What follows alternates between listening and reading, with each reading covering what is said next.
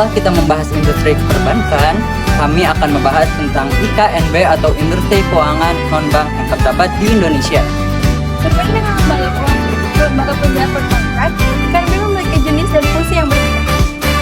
IKNB adalah badan usaha selain perbankan yang melakukan usahanya di bidang keuangan dengan cara menghimpun dan atau menyalurkan dana ke masyarakat. IKNB terdiri dari peransuransian dana pensiun, lembaga pembayaran, lembaga jasa keuangan khusus, dan lembaga keuangan mikro. Penasaran sama apa yang kita bahas lanjut di sini? Jangan lupa nonton sampai akhir ya. Lo pada nonton hanya kamulah satu-satunya di antara yang pernah singgah di relung jiwa.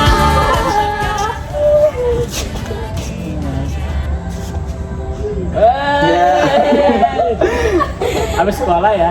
Oh iya. Kalian juga habis sekolah ya? Iya. Kalian kesini naik apa? Naik burung. Selain naik buruk, kalian naik apa lagi? Zaman? Udah aman. Karpet Aladin ada gak? Ada aku. Gue naik apa ya? Baik kucing lo mah. Adong-adong. Kan dia aja. Gak apa-apa. Enggak apa-apa. Oke. Oke. Sehat-sehat. Waktu semester kemarin tuh kita ada P5 ya? Iya, benar. Berapa kali sih? 2. Nah, yang pertama apa? Apa sih nggak tahu Oh, lupa ya. Iya. Ya masa lalu tuh emang harus lupain. Iya betul. Tahu sih. Masalah lo emang harus lupain. Bener kan? Iya. Iya. Kalau yang P5 kedua? Tentang kearifan lokal. Oh, kearifan. Gimana kelompok kalian? Bagus. Wow, keren. Pada racing-racingan naik motor. Racing itu apa? Malam-malam. Nampilin apa kalian? Kita sih nampilin permainan tradisional. Kalau kalian nampilin apa?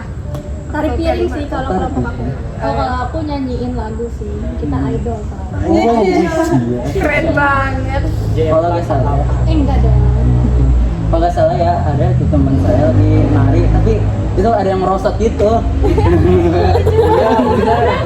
Siapa sih itu ya? Siapa ya? Aku lupa. Apanya yang merasa Ya sampai Itu apa sih namanya? Selendang kan? Oh, selendang. Iya. Apa dua saking ya? Terus kan songket. Selendang. BTW, kita tuh lagi ada tugas ya? Tugas apa sih? Tugas ekonomi. Oh, membahas apa? IKNB. Oh, IKNB.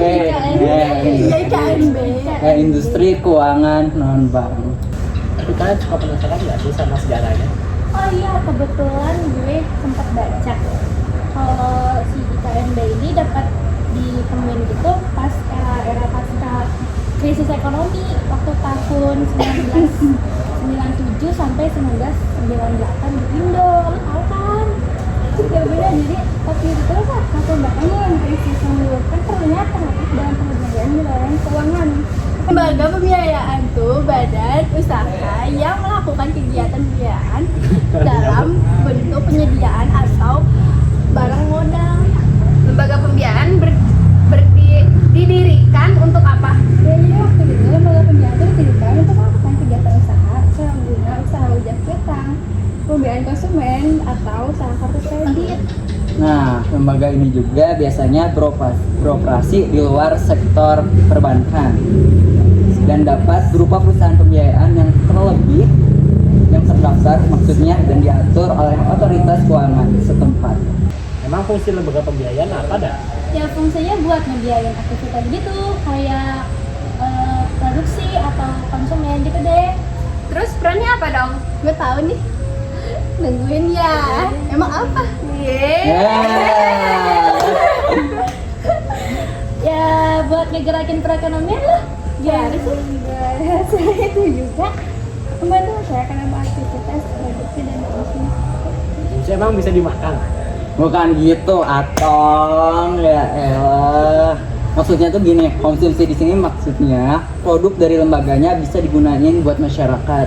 bukan dimakan. Lembaga pembiayaan teh dibagi jadi 3 ya? Iyalah, Apa aja emang? itu tuh ada yang namanya perusahaan leasing, terus juga ada modal ventura sama infrastruktur.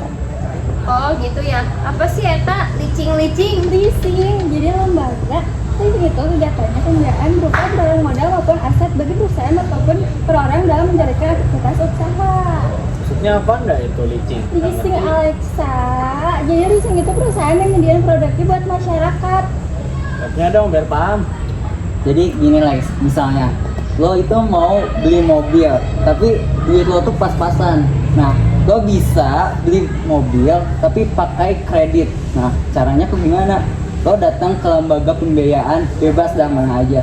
Jadi misal lo punya mobil, maksudnya lo mau beli mobil, tapi budgetnya pas-pasan. Misal lo mau beli MC Laren lah, gaya-gayaan MCLARN ya gitu.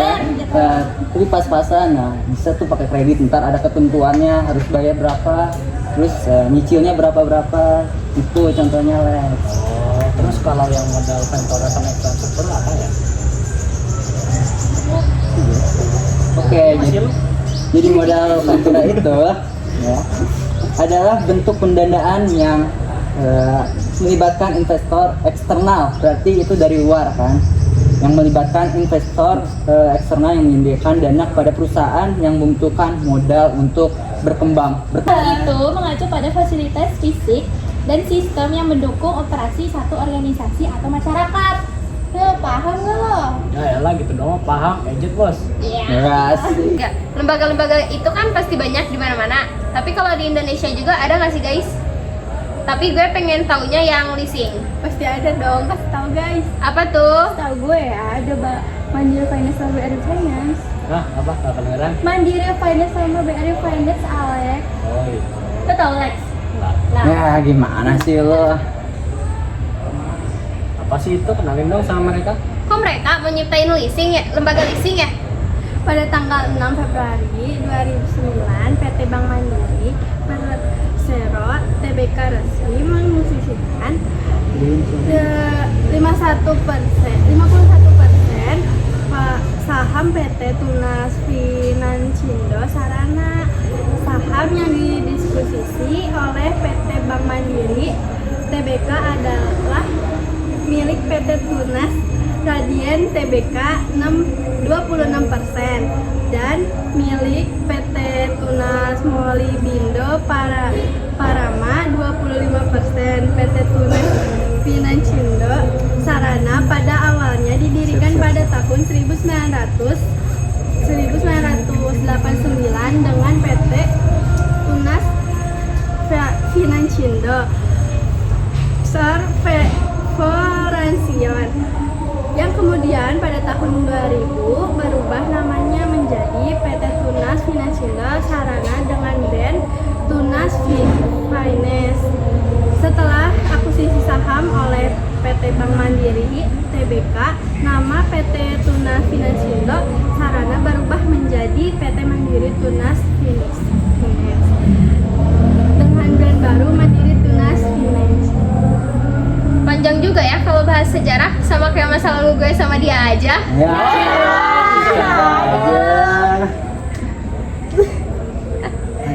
Kalau yang BRI Finance, bagaimana sejarahnya?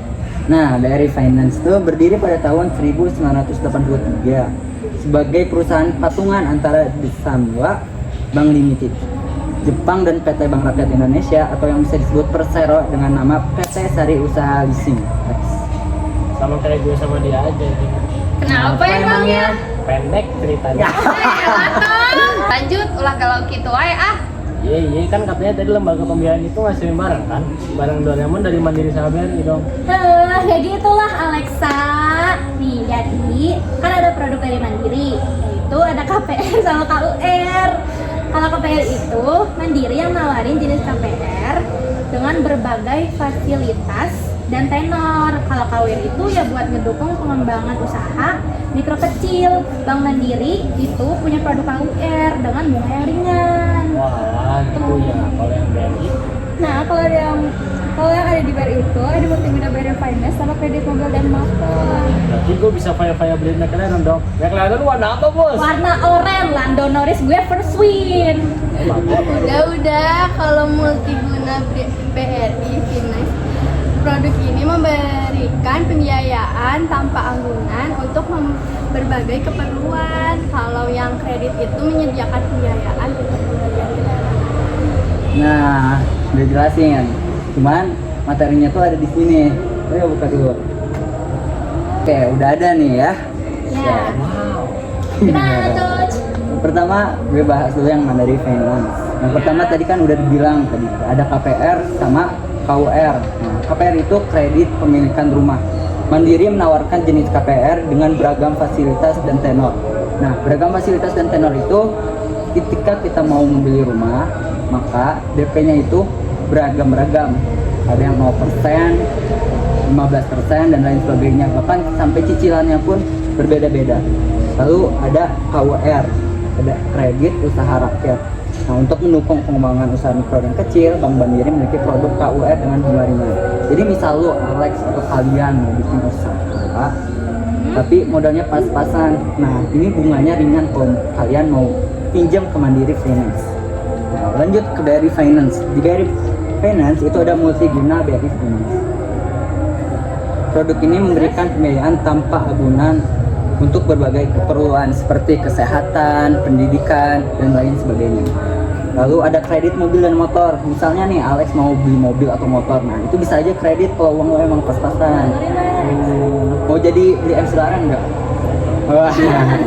Nah, kredit mobil dan motor di BRI Finance ini menyediakan pembiayaan untuk pembelian kendaraan maupun bekas ataupun baru. Dari dua lembaga pembiayaan itu pasti punya kekurangan dan kelebihan masing-masing kan? Bisa nggak sih sebutin apa aja? Soalnya gue kurang update nih. Kita bahas BRI Finance dulu kali ya. Mungkin dari keunggulannya dulu. Yang pertama yang gue tahu tuh BRI Finance spesialisasi buat ngebiayain kendaraan. Wah, cocok berarti buat ngabar si Alex. Betul. Bener banget karena mereka tuh pokoknya ahlinya deh dalam ngatur pembiayaan, entah itu asuransi, kredit atau sebagainya. Tapi khawatir gak sih kalau pengajuannya malah rumit? Enggak dong. Justru keunggulan lain dari BRI Finance tuh proses pengajuannya mudah dan cepat. Mereka juga pada segmen mikro kecil ini, contohnya kayak pedagang yang mau buka usaha tapi modalnya pas-pasan. Yap, tapi sayangnya jaringannya nggak sebesar bank konvensional karena pemasarannya tuh kecil. Bener banget, produk mereka jadi kurang diversifikasi. Sayang banget ya, padahal dia mau ngajuin kredit. Hati-hati keliling utang, Lek. Enak aja lo pikir gue bohong. Cocok. Udah kebiasaan nih Tom and Jerry. Berarti kita udah tahu nih yang kekurangan dan keunggulan dari si BRI Finance. Berarti sekarang giliran Mandiri Finance, soalnya kan gue tahu sama aja. Nah, keunggulan dari Mandiri Finance itu justru kebalikan dari BRI Finance. Mandiri Finance itu justru mempunyai jaringan yang luas dan skala yang lebih besar untuk memudahkan kita. Emang pengaruh jaringan yang luas itu apa sih? Nah, karena di era sekarang itu adalah zamannya sosmed, maka pemasarannya tuh berperang lewat sosmed.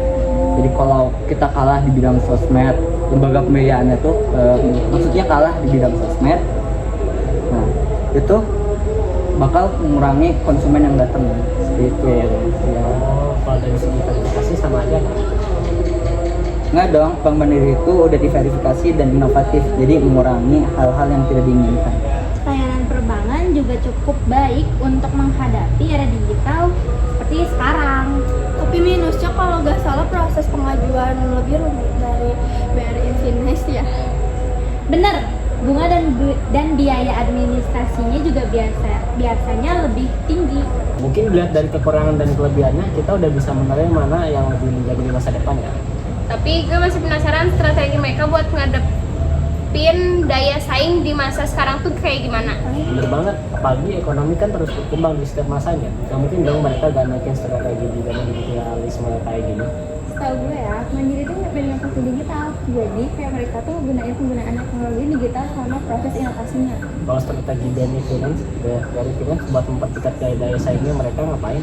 Nah justru itu BRI itu cuma nyebutin perlu ekspansi produk untuk menghadapi persaingan doang. Berarti belum tentu jelas ya? Iya, makanya Iya. kalau kita analisis prospek mana yang menjamin masa depan itu Mandiri sih yang lebih menjamin. Iya, Benar. Di sini kan kita udah sering ngasih wawasan atau pengetahuan dari yang gak tahu jadi tahu. Sekarang gue mau denger dong kritiknya atau saran atau tanggapan juga dari kalian masing-masing tentang lembaga tersebut. Dimulai dari siapa nih? Ada yang mau duluan nggak guys? Gue deh. Oke. Jadi mau dari mana dulu nih? Dari mana? Mungkin dari Alex. Oke, apa? Tanggapannya apa? Tanggapannya tentang dua lembaga itu tuh gimana tanggapan? Keren. Oh, keren juga. Top.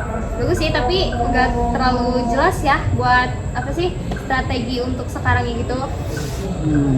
Tapi kalau kata gue, dua-duanya punya potensi prospek di masa depan. Gue juga sih netral. Oh, itu apa? Itu Ya apa? gue ngikut aja sih. Lawak lu. Iya sih, kan ekonomi itu ilmu yang selalu berkembang atau berkembang pada masanya. Informasinya selalu diperbarui. Bukan ada masanya.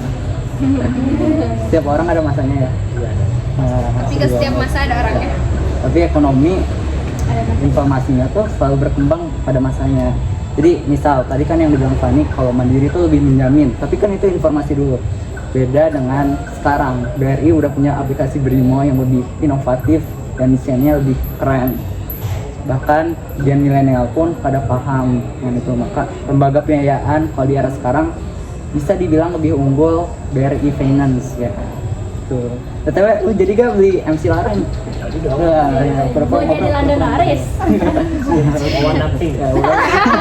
Kenapa nggak warna ungu aja? Biar kayak